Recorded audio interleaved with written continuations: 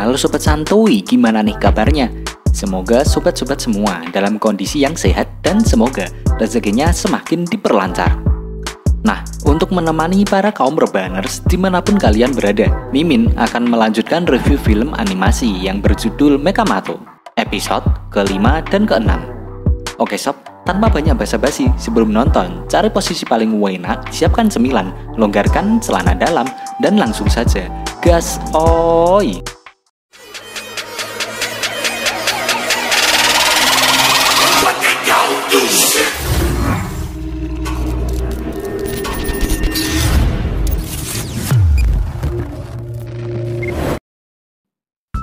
Di suatu hari, saat hujan lebat, Ibu Pian yang terjebak hujan sedang menelpon Pian jika dirinya tak bisa pulang karena terjebak hujan.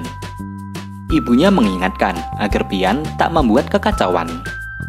Pembicaraan mereka terdengar oleh sebuah robot yang ada di tempat itu. Ibu Pian yang khawatir akan keadaan anaknya, ia menyewa 10 pelayan dan 10 pengawal untuk menemani Pian yang sedang sendiri. Namun, Pian yang tak ingin dianggap anak kecil, ia bilang pada ibunya jika ia sudah memulangkan mereka semuanya. Untuk memesan makanan, Pian bisa memesan secara online, dan uang yang disediakan sangat banyak nih sob. Bahkan, kalau kurang, Ibu Pian akan mengirimkannya kembali. Widih, si Sultan nih. Scene lalu berpindah pada Megabot dan Amato yang sedang berdebat di garasinya. Tiba-tiba, Amato mendapat telepon dari Pian. Pian meminta tolong pada Amato karena saat ini ada yang berusaha membobol rumahnya. Tiba-tiba lampu di rumah Pian mati, dan saat ia akan mengambil handphonenya yang terjatuh, tiba-tiba ada sesuatu di sampingnya. Karena khawatir, Amato pun akan menyusulnya. Dengan payung yang dimekanisasi oleh Megabot, Amato pun segera berangkat. Megabot memarahi Amato karena tak ada perbedaan payung yang dimekanisasi ataupun payung normal. Amato pun menunjukkan perbedaannya. Ternyata payung itu bisa membuat mereka terbang. Sampai di depan pintu, Amato mengetuk pintu Pian, namun tak ada yang merespon. Megabot yang awalnya tak khawatir menjadi sangat khawatir nih ketika Amato mengatakan jika terjadi sesuatu pada Pian, mereka tak akan bisa meminjam video gamenya. Wah, persahabatan macam apa ini? Tak berselang lama, Deep juga bertamu ke rumah Pian. Ternyata, ia ingin mengembalikan game milik Pian. Lalu terdengar suara Pian meminta tolong. Mereka pun masuk lewat pintu samping. Di dalam rumah itu sangat gelap gulita, bahkan barang-barangnya pun berserakan. Lalu terdengar ada yang bersiul. Sontak, hal itu membuat mereka semakin panik ketakutan. Deep mengira jika itu adalah suara hantu. Jika suara siulnya dekat, maka hantu itu berada jauh dari mereka. Dan begitu pun juga sebaliknya. Jika bunyi siulnya jauh, maka hantu itu berada di dekat mereka. Tiba-tiba, Deep ada yang menarik dari belakang. Ternyata itu adalah Pian. Lalu tiba-tiba muncul sebuah robot yang bernama Janitor. Janitor adalah robot bersih-bersih yang akan memusnahkan semua orang yang melakukan kekacauan. Mereka pun berlari untuk menghindari Janitor. Megabot mengatakan jika mereka harus secepatnya keluar dari sana karena Megabot sendiri tak bisa melawan robot itu. Mereka pun bersembunyi di sebuah ruangan. Rubika memberitahukan jika Janitor adalah robot pembersih dan ia merupakan mantan juara tak terkalahkan dari arena luar angkasa. Janitor dulu mendominasi arena luar angkasa selama 5 tahun berturut-turut. Tidak ada yang mengalahkan dia sampai dia pensiun karena tua dan ketinggalan zaman. Itu artinya mereka sedang dalam bahaya karena lawan yang mereka hadapi bukan sembarang robot biasa. Saat Pian menyalakan saklar lampu, ternyata ruangan itu sangat besar. Mereka semua pun kagum akan ruangan itu. Saking besarnya, bahkan ada lift di tempat itu. Saat mereka turun dengan lift, tiba-tiba Janitor sudah ada di atas lift tersebut. Amato pun segera bergabung dengan Mechabot dan menjadi Mechamato. Ia berusaha sekuat tenaga untuk melawan Janitor. Janitor yang terpojok, ia semakin marah dan merubah tubuhnya menjadi robot yang sangat besar, dan tentu saja kekuatannya menjadi bertambah berkali-kali lipat. Karena tak ada yang bisa melawan, mereka pun melarikan diri.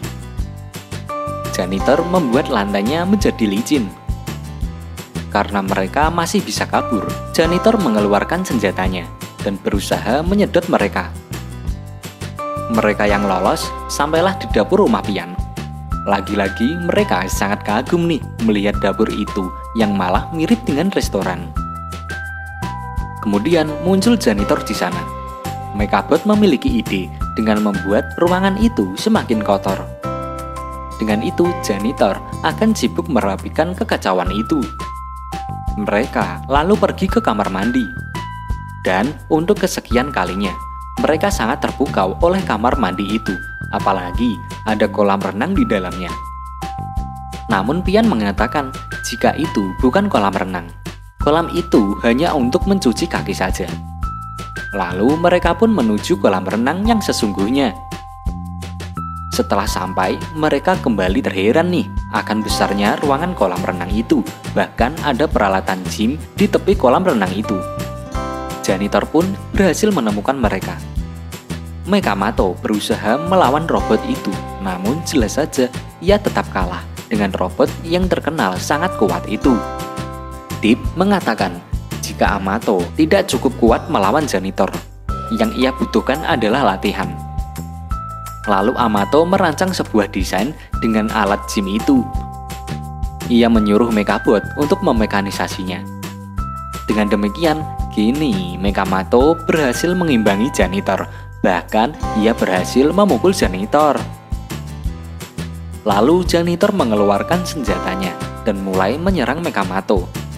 Dengan itu, kini giliran Mechamato yang terpojok.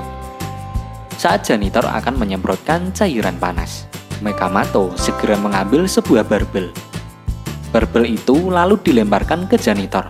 Dengan itu, Janitor yang terkena serangan itu pun terlempar jauh hingga tak berdaya. Janitor pun mengakui kekalahannya dan ia bersiap untuk dimusnahkan. Hal itu karena tradisi arena luar angkasa. Jika sebuah robot kalah, ia akan dimusnahkan. Namun Amato tak setuju dengan tradisi itu. Amato mengatakan, meskipun kalah, tapi mereka masih bisa berteman. Janitor pun sangat berterima kasih kepada Amato. Namun tentu saja, Amato harus menangkap Janitor. Janitor pun pasrah akan hal itu. Namun, ia memiliki satu permintaan terakhir sebelum ia ditangkap. Janitor meminta izin untuk membersihkan semua kekacauan itu. Di keesokan harinya, memperlihatkan Amato dan yang lainnya sedang pulang sekolah. Di sana, Amato mencari keberadaan Mechabot.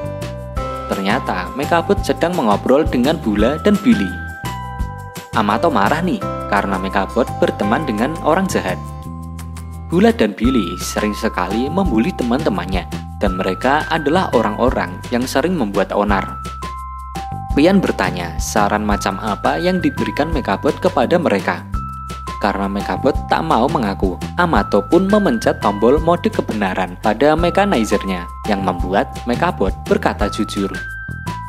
Di sini, Mechabot menyarankan pada Bula dan juga Billy untuk mengganggu Pian karena dia anak orang kaya. Dia juga menyarankan jika mereka mau membuli Pian, bisa dilakukan ketika tak ada Mechabot dan juga Amato di sampingnya. Amato pun memarahi Mechabot. Mara lalu mengajak mereka untuk pergi ke toko Tuan Gobi karena ia perlu membeli sesuatu. Sesampainya di toko, mereka memanggil Tuan Gobi, namun tak ada jawaban. Lalu mereka mendengar sesuatu di belakang. Ternyata itu adalah Tuan Gobi yang jatuh dari tangga. Tapi jatuhnya diulang-ulang nih. Amato pun menyelamatkannya. Mara segera mengobati luka yang ada di kepala Tuan Gobi. Tuan Gobi menjelaskan kronologinya bahwa saat menata barang, tiba-tiba tangganya patah yang membuat dirinya terjatuh. Namun entah mengapa jatuhnya bisa secara berulang-ulang. Megabot mencoba menganalisa senjata tersebut. Itu adalah senjata milik Ninja Merah. Ninja Merah adalah robot dengan serangan rahasia dan menjebak korbannya dalam pengulangan tak terbatas. Bahkan Ninja Merah merekam dan mengunggah video-video korbannya untuk mempermalukannya. Tapi di sini Tuan Gobi malah mencatat harga obat yang diambil Mara. Waduh, padahal itu untuk dirinya sendiri ya. Katanya sih, bisnis adalah bisnis. Hamato lalu meminta Rubika untuk melacak keberadaan Ninja Merah. Saat Ninja Merah sudah diketahui keberadaannya, dengan tas yang sudah dimekanisasi Megabot, Hamato pun segera mengejar Ninja Merah.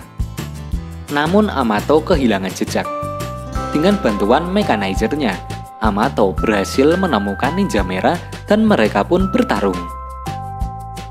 Hamato yang belum sempat bergabung dengan Megabot, ia tertangkap oleh Ninja Merah.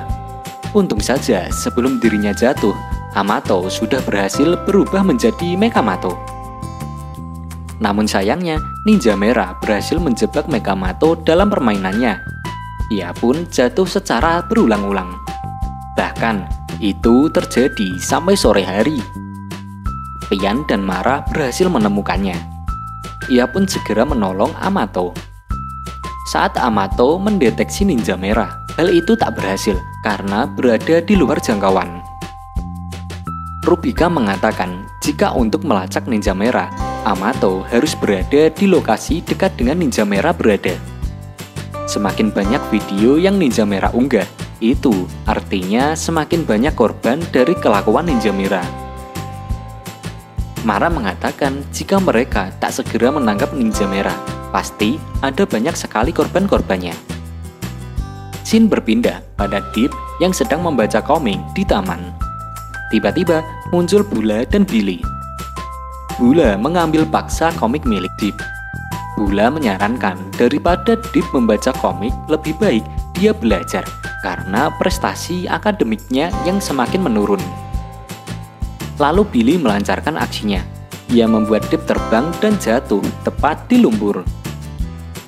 Saat Bula dan Bully pergi meninggalkan Deep, ternyata sudah ada Ninja Merah di sana.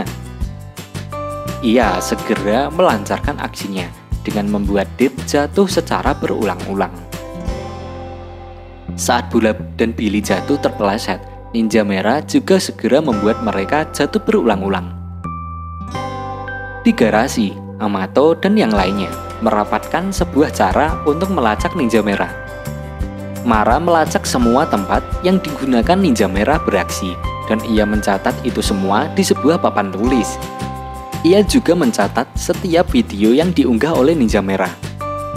Mara mulai menganalisa setiap kejadian itu. Itu merupakan rute di mana Ninja Merah beraksi, dan jika dianalisa, Ninja Merah akan beraksi kembali di sebuah tempat yang ditunjukkan Mara. Namun, yang Hamato lihat adalah garis yang menggambarkan sesuatu. Ia mulai menarik garis lurus sehingga tergambarkan kepala bebek yang terbalik. Semuanya pun dibuat bingung oleh Hamato. Karena Pian tak paham dengan gambar Hamato, ia pun membalikkan badan Pian, sehingga Pian mengetahui bahwa itu adalah kepala bebek yang terbalik. Mara pun dibuat kesal oleh tingkah mereka berdua. Ketika melihat cermin, Mara pun terpikirkan sebuah ide. Mereka pun mulai beraksi untuk memancing Ninja Merah datang ke tempat itu. Pianlah yang digunakan sebagai umpannya dengan mempermalukan dirinya sendiri. Karena tak kunjung datang, Hamato memikirkan jalan lainnya. Ia menyuruh Pian untuk menceburkan dirinya di kolam kotor itu. Karena Pian takut dan juga ia tak bisa berenang, Hamato memekanisasi sebuah ban untuk membantu Pian berenang di kolam yang kotor itu. Karena kesal, Megabot pun membuat Pian terjatuh. Hal itu berhasil memancing Ninja Merah datang ke sana. Hamato segera menyuruh Megabot bergabung. Namun lucunya, ia lupa untuk meminta Megabot keluar dari ban itu. Saat Megabot keluar, ban itu masih tersangkut di tubuh Hamato. Karena tak sempat, dengan terpaksa Hamato meminta Megabot bergabung dengannya. Pian pun menertawainya. Ia berkata seharusnya nama mereka bukan Mekamato, tapi Mekatambun. Namun berkat ban itu, serangan ninja merah bisa ditangkis, bahkan pukulannya bisa kembali lagi yang membuat ninja merah terkapar. Karena kesal, ninja merah pun mengempesi ban itu. Mekabot memarahi bahkan memukul Amato karena dirinya hanya bisa menghindar dan tak mau melawan. Amato yang tak terima pun memukul Mekabot balik. Mereka berdua malah bertengkar nih.